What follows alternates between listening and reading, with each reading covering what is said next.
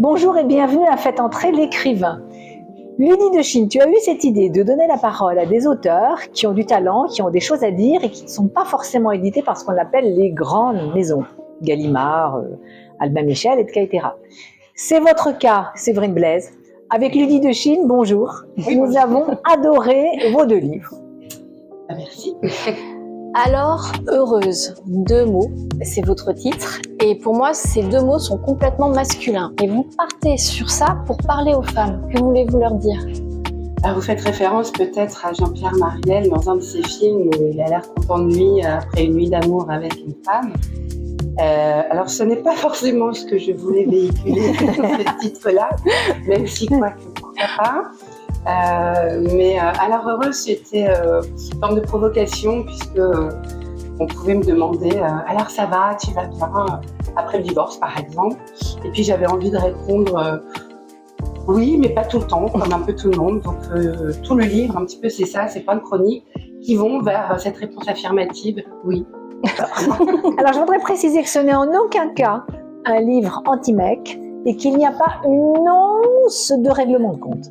Ça me fait plaisir parce que moi je m'en suis pas forcément rendu compte parce que effectivement je n'ai aucun ressentiment. Je ne suis pas du tout anti-homme. Non, moi je n'ai aucun contre à régler. Je crois que c'est l'humour qui est le plus.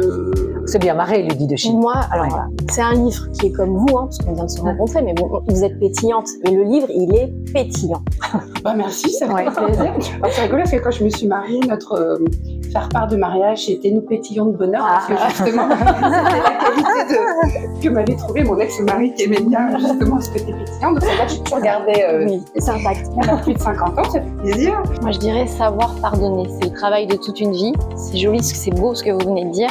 On peut aussi dire je t'envoie de la lumière. Quand vraiment c'est très très dur à pardonner, c'est un moyen de se dégager. Et je trouve que voilà, vous avez tout dit. Ça parle d'amour, quoi. Ah oui, moi je pense que sans amour, on ne peut pas s'en sortir. Alors il y a plein de types d'amour. Noël, il y a l'amour d'un homme, il y a l'amour de ses enfants, et puis il y a l'amour de ses copines qui sont là, heureusement. Un vaste débat, l'amitié. Alors moi j'ai adoré votre livre aussi pour ce sujet. Et ma question, comment vous avez fait pour perdurer dans le temps avec d'aussi belles amitiés ? Alors je ne pense pas qu'il y ait de recette miracle.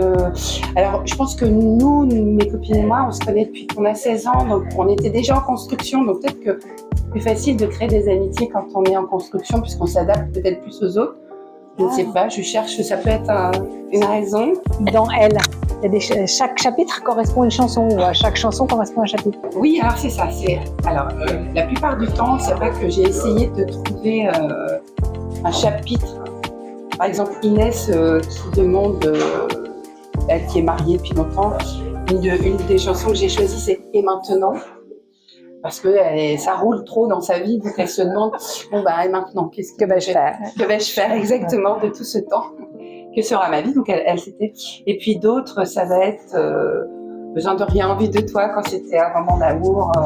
Moi ma question c'est est-ce que vous avez de nouveaux projets, parce que moi votre roman Alors heureuse il m'a tenu en haleine, donc est-ce qu'il y a encore des nouveaux livres ? Oui, alors je suis en train d'écrire là, donc je suis en période sur 3 femmes. Alors c'est le hasard.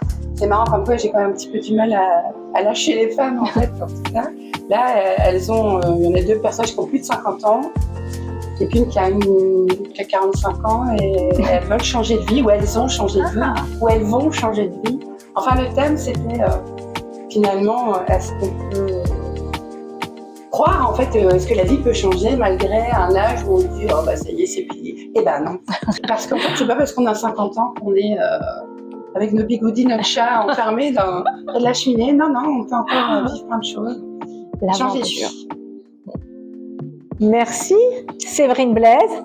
Alors, heureuse, et Elle. Merci Noël, merci Ludie de Chine. Pas de rien.